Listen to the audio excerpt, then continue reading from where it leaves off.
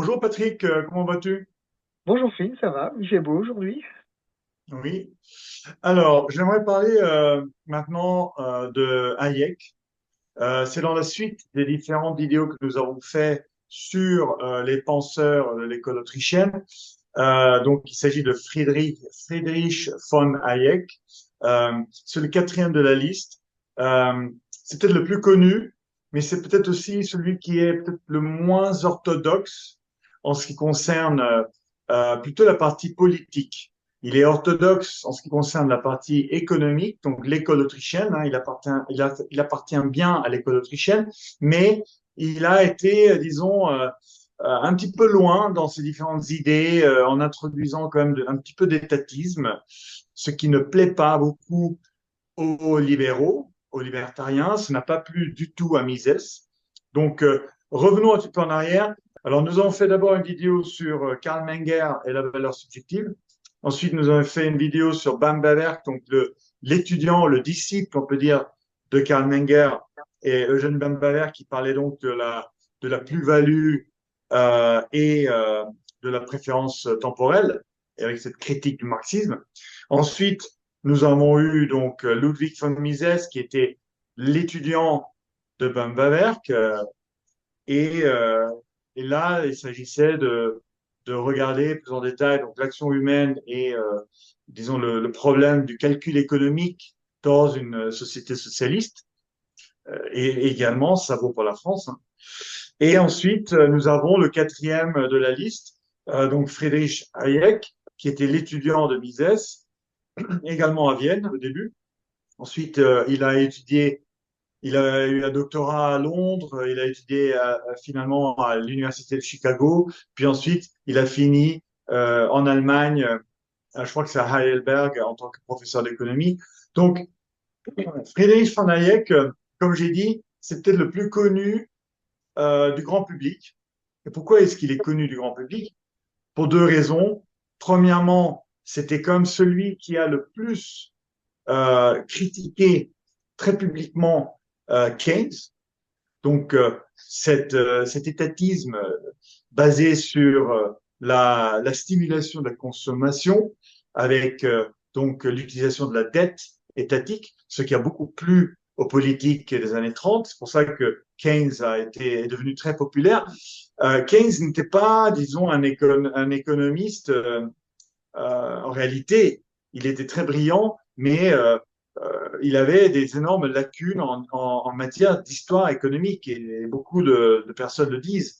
Euh, et donc, c'est un petit peu malheureux que Keynes ait pu imposer cette politique keynésienne qui a eu ensuite tellement d'influence sur le monde, surtout après la Deuxième Guerre mondiale, et par les disciples de Keynes. Mais en fait, il faut voir donc Hayek, il a énormément critiqué Keynes, peut-être pas suffisamment, mais néanmoins, il a fait beaucoup d'efforts. Et à un moment, dans les années 30-40, Keynes et Hayek étaient les deux économistes les plus connus du monde. Donc, voilà. Ensuite, donc Hayek est devenu aussi connu pour ses, euh, ses livres en théorie politique et en philosophie politique, notamment donc avec le livre en 1944, donc La route de la servitude, très connu. Je ne recommanderais pas forcément les auditeurs de le lire aujourd'hui parce que je trouve qu'il est un petit peu désuet, parce qu'il prend réellement cette approche totalitarisme versus une économie de marché. Et je pense qu'il faut plutôt critiquer l'interventionnisme, comme le voyait Mises. Je pense que la critique de Mises avait plus, disons, de pertinence même aujourd'hui, parce que il voyait le socialisme, on en a déjà parlé dans une autre vidéo, il voyait le socialisme comme une, de l'interventionnisme en fait, alors que Hayek était plutôt focalisé sur cette critique du totalitarisme et du risque du totalitarisme dans les sociétés occidentales. Et on voit que ce risque existe quand même moins aujourd'hui. Et c'est normal qu'il a présenté les choses comme ça en 1944, quand ce livre a été écrit. Ensuite, il a écrit un autre livre, donc La Constitution de la liberté, qui est aussi très connu, 1960. Et c'est là où ce livre est devenu connu parce qu'il a pris pratiquement une position, disons, de centre-droite, pour exagérer un peu, parce qu'il a essayé d'expliquer que l'État pouvait raisonnablement et moralement avoir également un rôle dans le cadre de l'approvisionnement de services, outre les services régaliens, c'est-à-dire les services d'un État-providence. Et ceci, évidemment, est quelque chose que nous, libéraux, ne pourrons pas accepter. Nous le voyons, nous vivons dans une telle société. Donc, évidemment, si nous devons passer de la société actuelle à une société telle que Mises décrit dans la Constitution de la liberté, je suis tout à fait pour. Mais d'un point de vue de principe, on ne veut pas accepter une société où on a un État qui fournit toute une série de services tels que l'assurance maladie, tels que l'assurance santé, l'éducation, parce que il s'agit de monopole d'État et l'État n'a pas à avoir des monopoles dans toute une série de domaines où la concurrence peut tout à fait bien exister. Voilà. Donc je te laisse continuer un peu, et puis je reviendrai avec d'autres éléments sur Hayek par la suite. D'accord, merci. Juste pour compléter ce que tu as dit de Keynes, je pense que la pensée de Keynes et Keynes ont eu beaucoup de succès parce que ça correspond à l'esprit des politiciens. La pensée de Keynes donne en pratique beaucoup de pouvoir aux politiciens, puisque ce sont eux qui vont décider de la politique économique ou de beaucoup d'éléments politiques du pays, et que c'est eux qui vont aussi décider, euh, entre guillemets, avec l'autorisation ou la bénédiction de Keynes, dans des tels pays. Donc, cette philosophie de la dépense publique, pour faire un peu bref, correspond parfaitement à l'idéologie de la plupart des politiciens du XXe siècle et encore aujourd'hui des politiciens contemporains. Ça, c'est une chose qui me paraît importante pour comprendre pourquoi la pensée de Keynes a eu ce succès. La Tout à deuxième fait. chose que je voudrais ajouter, c'est que, oui, c'est vrai, Hayek a été extrêmement vigilant et a mis en garde contre le totalitarisme. Je pense toutefois qu'aujourd'hui, la menace totalitaire n'est pas évacuée, bien au contraire. Je pense que ce que nous vivons aujourd'hui, ce que nous avons vécu avec la gestion politique de la crise, de ce qu'on a appelé la crise Covid, est une preuve, est d'une tendance totalitaire dans les sociétés occidentales. Quand on regarde ce qui se passe aujourd'hui, là où, dans nos sociétés où règne la censure, puisque la législation rend délictueux de simples opinions. C'est un élément du totalitarisme. On juridise en fait des opinions. Et puis, il y a aussi la censure de la presse, la censure des réseaux sociaux. Il ne faut pas oublier non plus tout ce qui s'est passé et les moyens technologiques modernes que donnent les QR codes et l'intelligence artificielle, moyens que n'avaient pas les régimes totalitaires du XXe siècle, mais qui maintenant sont à la disposition des régimes que l'on dit démocratiques. Là, j'invite les auditeurs à faire un petit retour sur les premières vidéos que nous avons faites sur la démocratie. Donc, je pense que Hayek est pertinent dans son analyse et que aujourd'hui, le risque totalitaire existe toujours, peut-être même plus que jamais quand on regarde l'actualité récente. Une dernière chose qui me paraît importante aussi avec Hayek, c'est que Hayek est celui qui a mis en valeur, celui qui a en relief l'ordre spontané. Et c'est souvent dans la critique du libéralisme aujourd'hui, on reprend la citation de Gournay, qui était un physiocrate, il dit laissez faire, laissez passer, le monde va de lui-même. Souvent, la dernière partie est oubliée ou tronquée. On dit laissez faire, laissez passer. Donc, les personnes qui entendent ça pensent que ça va être le désordre complet, que c'est la panique, la loi du plus fort et tout. C'est l'objectif des personnes qui critiquent le libéralisme. Mais ce n'est pas la réalité. De Gournay, il ajoute le monde va de lui-même. Ce qui veut dire qu'il y a un ordre spontané. Et cet ordre spontané est efficace et pertinent. Et ce qui veut dire que le laisser-faire, le laisser-passer concerne de son temps, c'était les marchandises. Aujourd'hui, ce sont les marchandises et les services. Mais l'ordre existe toujours, et non seulement il existe, mais cet ordre spontané est un garant de la liberté de circulation des services et des marchandises. Ça, c'est important parce que les politiciens aujourd'hui critiquent cet ordre spontané et préfèrent un ordre complètement artificiel décidé par l'État, par les politiciens, et l'on revient à ce que j'ai dit tout à l'heure sur la tentation totalitaire. Donc, je pense que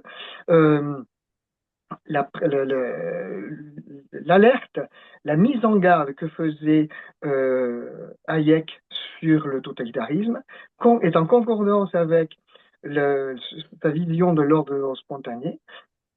L'ordre spontané, c'est un ordre, mais ce n'est pas l'ordre étatique, et l'ordre étatique a une tendance totalitaire. Juste pour dire, pour finir, laisser faire, laisser passer, ce ne veut pas du tout dire laisser aller, il n'y a aucun laisser aller là-dedans. Ça ne veut pas dire non plus laisser courir. Hein. J'insiste, dans laisser faire, laisser aller, il y a un ordre. Et il appartient à l'État de défendre cet ordre. On retombe sur les fonctions régaliennes. Donc pour moi, cette pensée de Hayek est extrêmement cohérente avec la situation actuelle et les préconisations que nous devrions prendre, ou que les politiciens devraient prendre, si l'on veut Oui. s'en sortir. Oui, je suis un peu d'accord quand même avec toi sur ce que tu dis. C'est vrai.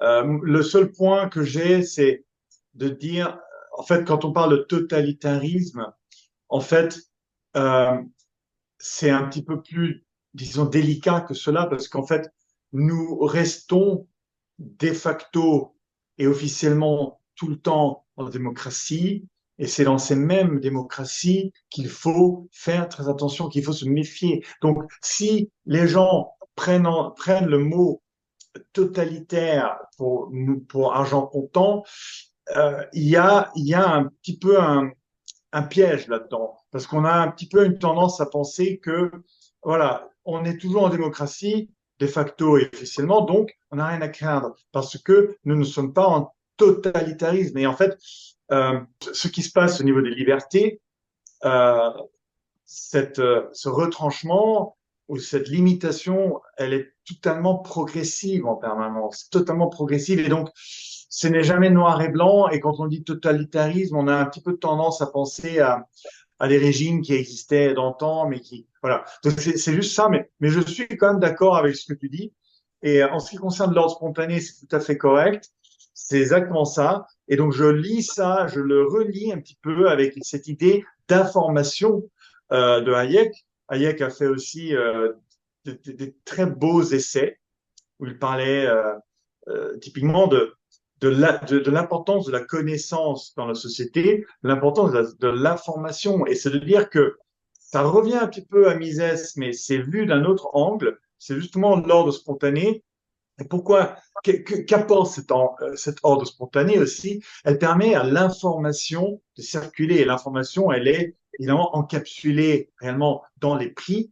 Et c'est quand nous avons donc une circulation libre des prix qui sont établis par le marché libre. Ce sont des signaux, c'est de l'information. Et donc, c'est pour ça que euh, cette information est si importante dans une société libre. Et c'est le manque d'information dans les sociétés, également les sociétés françaises d'aujourd'hui, qui fait que il y a ça contribue aux différents problèmes que nous vivons dans les sociétés donc très étatistes comme la société française.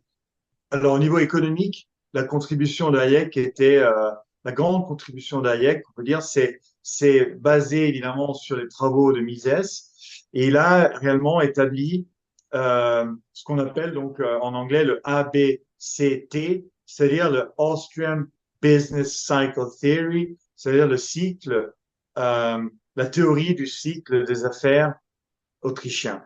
Donc c'est mal traduit, mais c'est connu comme ABCT en anglais.